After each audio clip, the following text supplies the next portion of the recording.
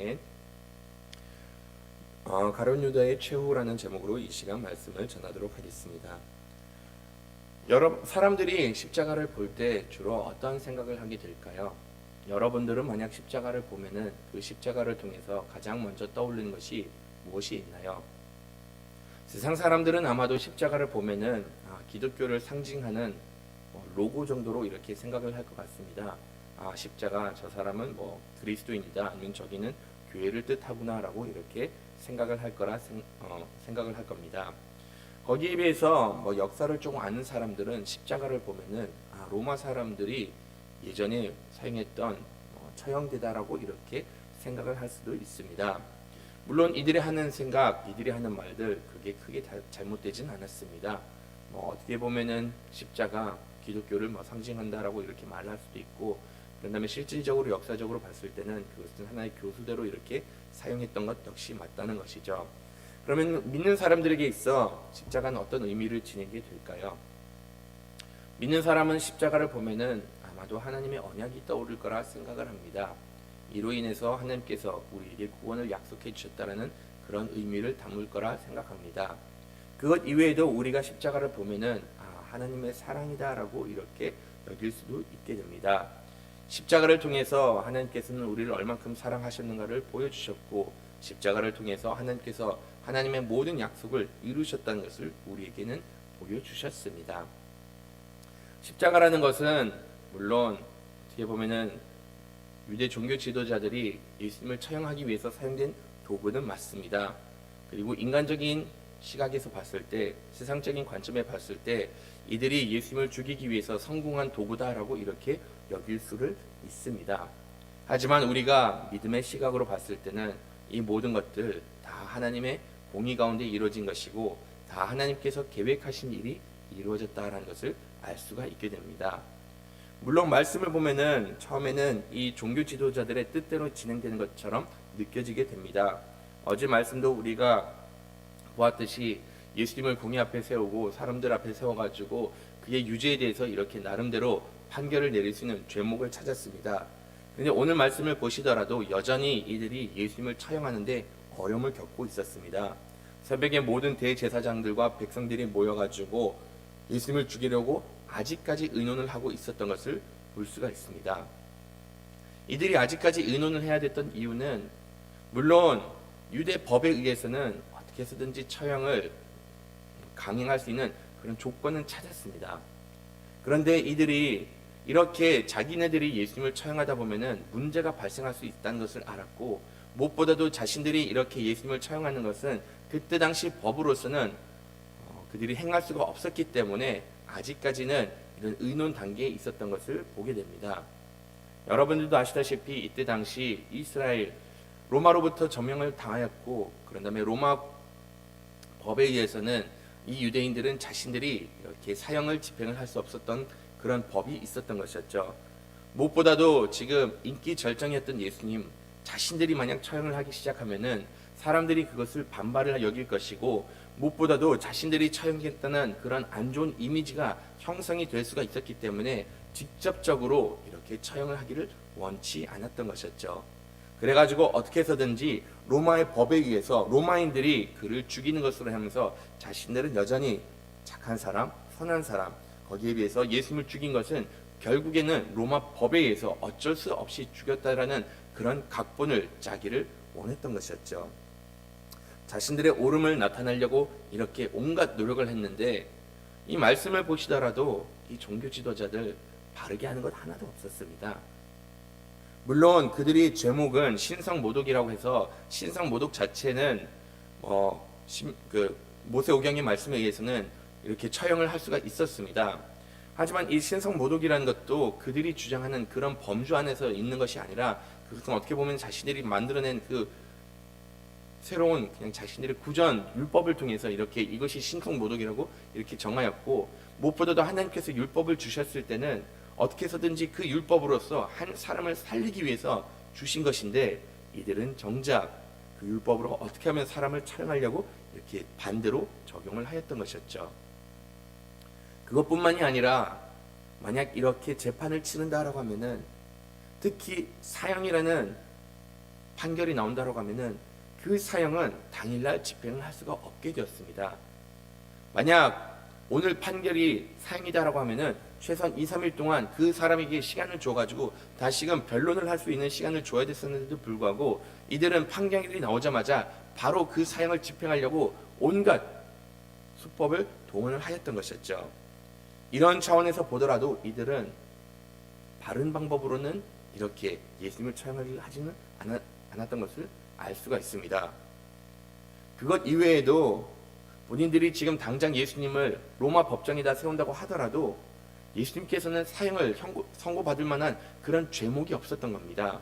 그래가지고 이들은 나중에 빌라도에 데려가가지고 어떻게 거짓말을 했는가 말씀을 좀 참고를 하신다라고 하면은 거기서 예수님의 세 가지 죄목을 언급을 하는데 그 중에 하나는 예수님께서는 사람들에게 세금을 내지 말도록 이렇게 동원을 하였다라고 말을 했습니다. 그것 이외에도 사람들이 이 예수님은 밀란을 일으키려고 사람들을 이렇게 막 모았던 그런 사람이다라고 이렇게 주장을 했습니다.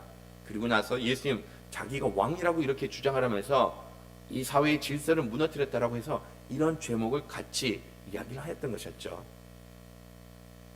이 종교 지도자들이 했던 그 죄목들 사실이 아니었습니다. 여러분들도 잘 아시다시피 예수님께서 세금에 대해서 가르치실 때 어떻게 가르치셨죠? 세금을 내라고 이렇게 가르쳤습니다. 로마 돈은 로마에게 주고 하나님께 드릴 것은 하나님께 드리라라고 이렇게 가르치시면서 우리가 마땅히 내야 될 것을 내라고 가르치신 분이 예수님입니다. 밀란을 일으킬 생각도 없으셨습니다. 오히려 자기가 이렇게 사람들로부터 높임을 받다 보니 그런 자리를 피하신 분이 예수님이셨던 것이었죠. 마지막으로 그들이 주장했던 거 틀린 말은 아니었습니다.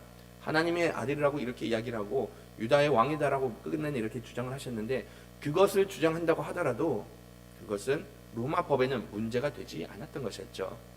로마 법상 그 나라의 현 왕은 유지하면서 그냥 총독을 세우면서 로마가 관리하는 그런 시스템을 취하였기 때문에 이 사람이 그 나라의 왕이 되었다고 아무리 주장을 하더라도 이것은 문제가 되지 않았던 겁니다.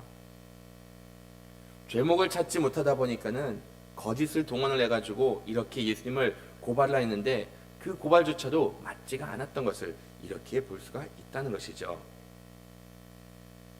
무엇보다도 이 종교 지도자들 그들이 가장 걱정했던 것은 만약 우리가 이렇게 예수님을 고발한다라고 하면은 사람들이 어떻게 생각할 것인가를 되게 중요하게 여겼습니다. 그래가지고 이렇게 로마 법정에 세우려고 했는데 이들이 그러면 그만큼 법을 사랑하였고 정의를 실현했던 그런 사람이었을까라고 하면은 그것조차 아니란 것 여러분들도 잘 아실 겁니다. 이들은 원래 자기의 율법대로 예수님을 처형했다라고 하면은 그를 돌로 쳐 죽여야 됐습니다. 그리고 실질적으로 이들은 법을 그냥 우습게 알고 있었던 사람이었던 것이었죠. 원래 로마 법대로 한다라고 하면은 이들은 이렇게 돌로 사람을 처형시킬 수 있었던 자격 조건, 권리가 전혀 없었습니다. 그런데 우리가 말씀을 살펴보다 보면은 요한복음 말씀에도 간음을 했던 여인 사람들이 데려와 가지고 이 사람 간음했으니 우리가 돌로 쳐 죽여야 됩니까 말아야 됩니까 라고 이렇게 물어보면서 그 상황만 하더라도 이들이 그냥 돌로 쳐 죽일 그런 기세로 이렇게 달려들었던 것이었죠. 그것 이외에 우리가 사도행전 말씀을 참고를 한다라고 하면은 그들이 스데반 설교를 듣다 보니 그냥 분노에 차올려 가지고 스데반을 그냥 당장 성 밖으로 끌어낸 다음에 거기서 또다시 돌로 처형을 했습니다. 이런 상황을 봤을 때 이들 그냥 법을 자기 멋대로 적용하는 그런 악질적인 지도자들이었다는 것을 알 수가 있었던 것이었죠. 이들이 진행했던 그 모든 재판 정의로운 거 하나 없고 공의로운 거 하나 없었습니다. 종교 지도자들이라고 해가지고 정말로 모범을 보여줘야 되고 정말로 바른 행동을 해야 됐던 사람이었는데도 불구하고 이들은 그들의 모든 행동 가운데 하나님의 말씀도 어기고 세상의 법도 어기는 그런 파렴치한 행동을 하였던 것이었죠. 이들의 이런 행동을 봤을 때 분노가 치밀어 오르게 됩니다. 아니 어떻게 이런 사람들이 나라의 지도자가 될 수가 있었을까? 어떻게 이렇게 악행을 사는 사람들이 종교 지도자들이라고 해가지고 하나님의 말씀을 가르칠 수가 있을까? 그냥 그런 생각이 치밀어 오르게 됩니다. 근데 이 모든 과정 하나님께서 계획하신 것이었고 이 모든 과정이 설령 이들이 악행을 하면서 하나님을 대적했다고 하지만은 하나님께서 이런 이들의 악한 모습조차도 하나님께서는 그냥 허락을 하시면서 그런 가운데 하나님의 뜻을 펼친 것을 볼 수가 있습니다. 이들이 만약 자신들의 생각대로 행했다라고 하면은, 그냥 하나님의 말씀대로 행했다라고 하면은 예수님께서는 십자가 처형을 받지 못하셨을 겁니다. 만약 이들이 자신들의 풍습대로 하였고 기존에 자신들이 행해왔던 행동대로 했다라고 하면은 신성 모독으로 인하여서 예수님을 그냥 그 자리에서 돌로 쳐 죽였을 것이라는 것을 우리가 너무나도 잘 알고 있습니다. 하지만 여러분들도 아시다시피 예수님께서는 피를 흘리실 때는 돌로 맞아 죽어서 피를 흘리는 것이 아니라 십자가에 못 박혀 죽으심으로 인해서 피를 흘리셔야 됐기 때문에 이들이 악한 그런 계획조차도 하나님의 뜻 가운데 있었다는 것을 알 수가 있게 되는 것이죠. 그것뿐만이 아니라 하나님께서는 하나님의 계획대로 차근차근히 이루어진 것을 볼 수가 있는데, 예수님께서는 유월절 어린 양으로서 그 피를 흘리셔야 됐었습니다. 예수님께서는 하나님께서는 그 모든 시기를 유월절에 딱 맞춰서 이 일을 진행한 것을 볼 수가 있습니다. 무엇보다도 그날에 십자가에 못 박혀 죽으실 수 있도록 사전에 준비한 것조차도 우리가 볼 수가 있습니다. 이를 어떻게 할 수가 있을까요? 말씀을 보시면은 사람들이 예수님을 결박해가지고 그 다음에 총독 빌라도에게 이렇게 넘겨주었다라고 말씀에 기록이 되어 있어요. 총독 빌라도는 원래 예루살렘에 있었던 사람은 아닙니다. 그는 원래 자기가 이렇게 평상시에 어디서 생활을 하는가 하면은 가이사랴라고 하는 그런 지역에서 이렇게 생활을 했습니다. 예루살렘에서부터는 상당히 먼 거리에 떨어져 있는 해변 지역에서 이렇게 살고 있었는데, 원래 그의 거주지는 이 가이사랴라는 그런 지역이었습니다. 그런데 이 빌라도가 예루살렘에 오게 되었던 이유는 이렇게 6월절에는 워낙 많은 인파들이 모이기 때문에 그 인파들이 모여가지고 밀란을 일으키지 않을까, 그러한 밀란을 관리하기 위해서 이렇게 빌라도는 예루살렘에 오게 되었고 군인들을 이렇게 함께 끌고 와가지고 예루살렘에 거주를 하고 있었던 것이었죠. 당일날 처형을 하기 위해서는, 십자가형을 받기 위해서는 로마의 판결을 받아야 되는데, 그러면 원래는 빌라도까지 가이사랴까지 가야 됐었는데 그러지 않고 그냥 당일날 그곳에서 이렇게 재판을 받을 수 있는 그런 모든 배경까지 하나님께서는 만들어 놓으셨던 것이었죠. 이 모든 것을 보면은 결과적으로는 하나님께서 예배하셨다는 것을 우리는 알 수가 있게 됩니다. 표면적으로 봤을 때는 억울합니다. 세상적인 기준으로 봤을 때는 어떻게 이런 악행이 이루어질 수가 있을까? 그냥 화가 치밀어 오를 수밖에 없다는 것이죠. 하지만 이 모든 과정을 보고 모든 결과를 봤을 때는 이런 가운데 하나님의 선이 이루어진 것을 볼 수가 있습니다. 어떻게 보면은 하나님을 믿는 백성으로서 누릴 수 있는 은혜 중에 하나가 아닌가라고 이렇게 생각이 듭니다. 비록 모든 것들을 봤을 때는 선한 것 하나 없지만은 그럼에도 불구하고 하나님의 말씀대로 행했던 그 모든 사람들은 궁극적으로는 하나님의 은혜를 누리게 되고 그런 가운데 하나님의 선하신 뜻이 이루어진 것을 볼 수가 있게 되는 것이죠. 예수님께서 십자가에 못 박혀 죽으심으로 인하여서 인류는 구원을 받을 수가 있게 되었고, 예수님께서 십자가에 못 박혀 죽으심으로 인해서 우리는 죄의 용서함을 받아가지고 하나님의 백성이 될 수 있는 그런 큰 은혜를 누릴 수가 있게 되었습니다.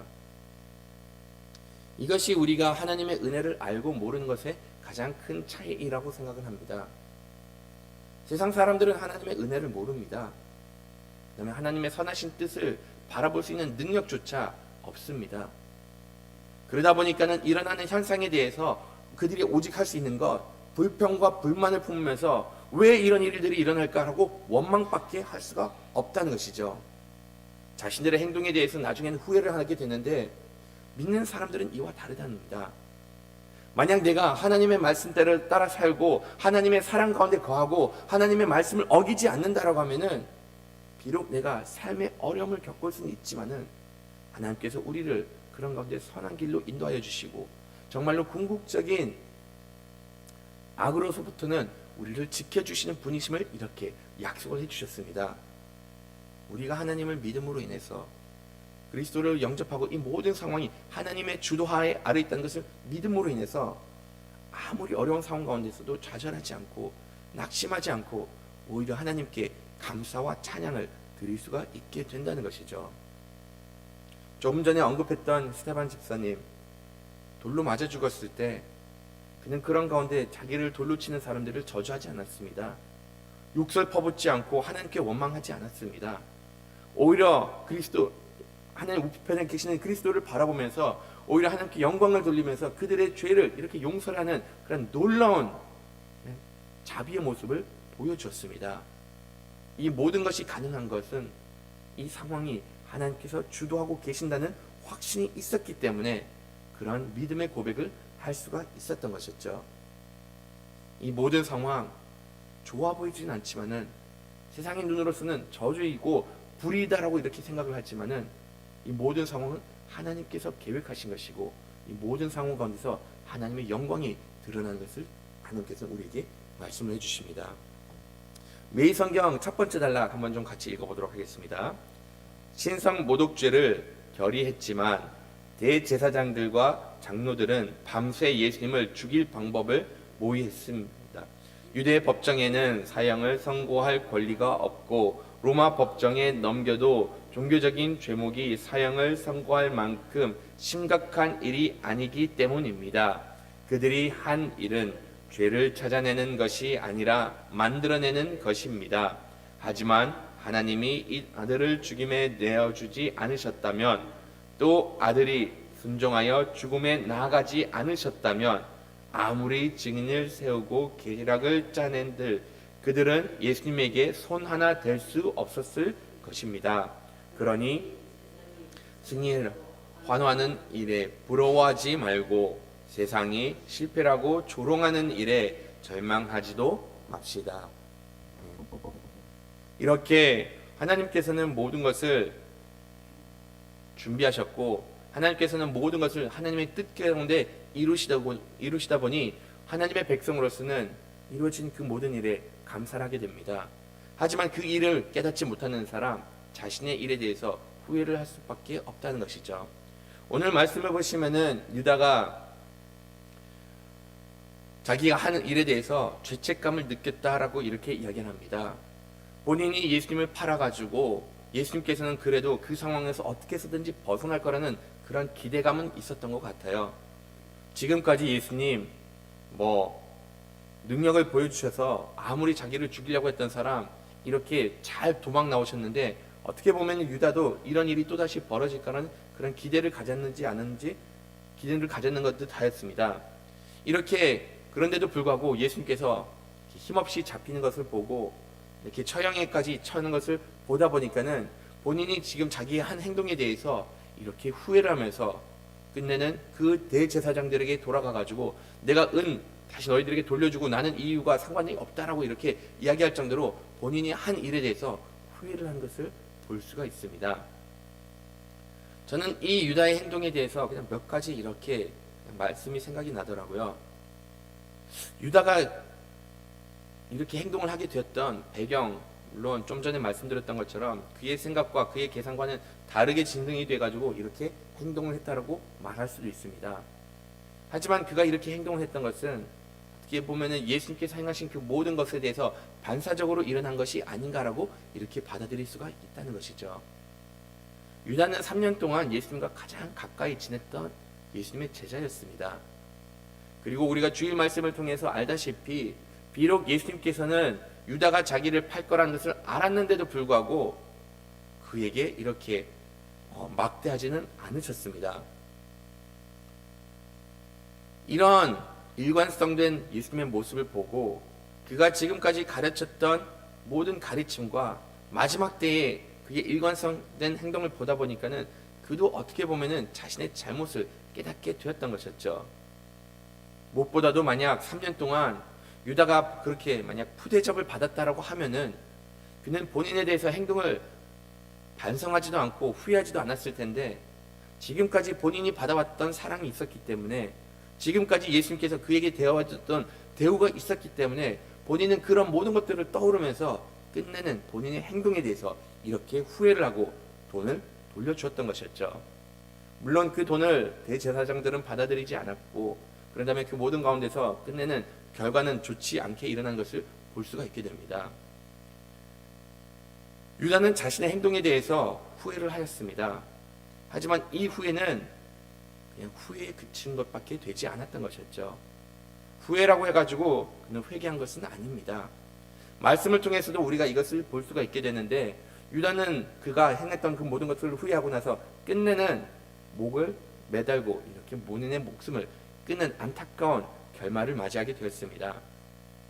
여기서 잠깐 여러분들에게 좀 설명드릴 것이 추가적으로 있는데, 말씀을 많이 읽으신 분은 사도행전 1장 말씀에 보시면은 유다가 이렇게 떨어져서 장자가 터져서 이렇게 죽게 됐다라고 말씀에 기록이 되었고, 무엇보다도 유다가 이 토기장의 밭을 샀다라고 이렇게 기록이 되었기 때문에 오늘 말씀과는 좀 일치되지 않는 부분이 있지 않냐라고 이렇게 생각을 할 수가 있습니다.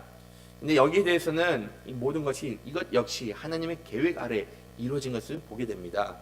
우선 밭을 산 것, 이 대제사장들이 산 것이 맞습니다. 하지만 이 사게 됐던 배경이 여기에 기록이 되어 있던 것이죠. 유다는 본인이 돈을 받지 않고 그 돈을 대제사장들에게 이렇게 던져드렸는데, 이들은 그것을 받지 않겠다라고 이렇게 얘기를 하고, 그 돈 여전히 유다 것이고 우리와는 이것과 상관없으니까는 그 돈으로 이렇게 밭을 샀다라고 말씀에 기록이 되어 있습니다. 결과적으로는 돈의 소유는 유다라고 이렇게 이야기를 하고 있기 때문에 사도행전에서 유다가 밭을 샀다는 것 맞아 떨어지게 되는 것이죠.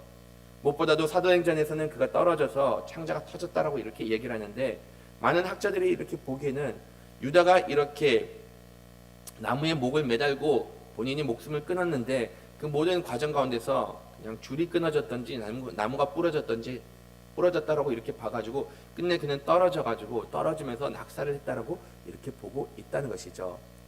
성경의 말씀을 보면은 이거 모든 것들이 이렇게 다 조합을 해가지고 더 풍성한 그림을 그리게 되는데, 이 모든 과정 하나님께서 계획하신 것이고, 또한 이렇게 죽어가는 모든 과정을 통해서 끝내는 유다가 하나님께 돌아오지 않았다는 것을 우리에게는 이렇게 보여주고 있습니다.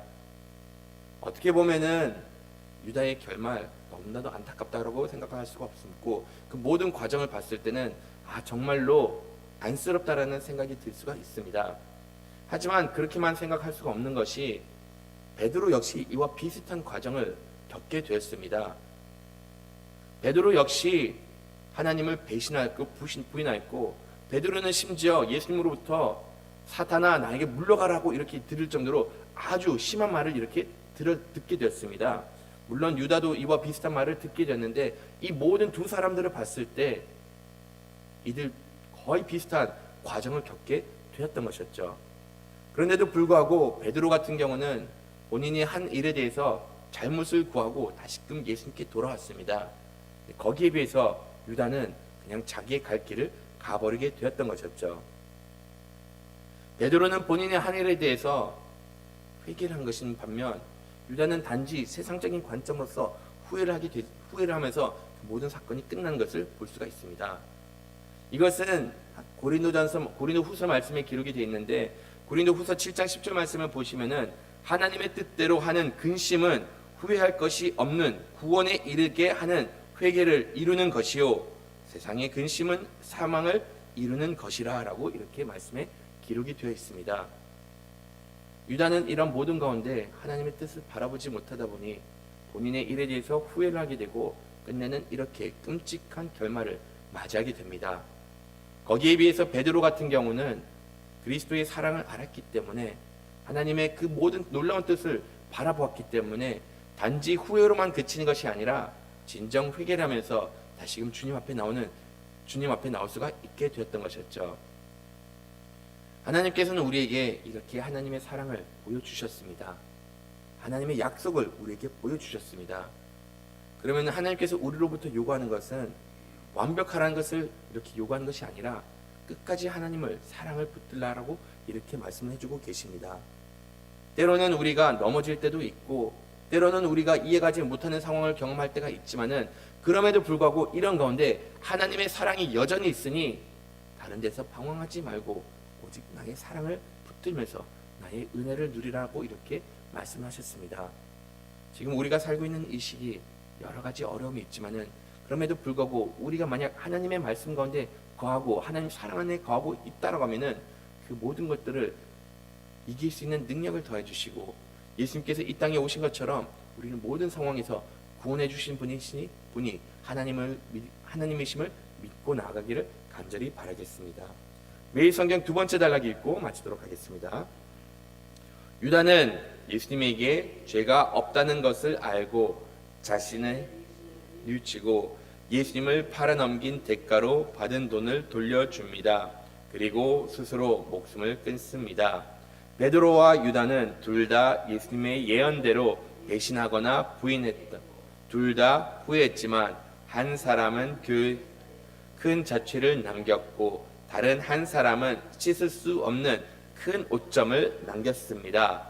베드로는 하나님 앞에서 자신의 연약함을 인정하고 무너졌지만 유다는 나약하게 무너지기를 거절하였기 때문입니다. 주기도문으로 예배를 마치도록 하겠습니다. 하늘에 계신 우리 아버지여,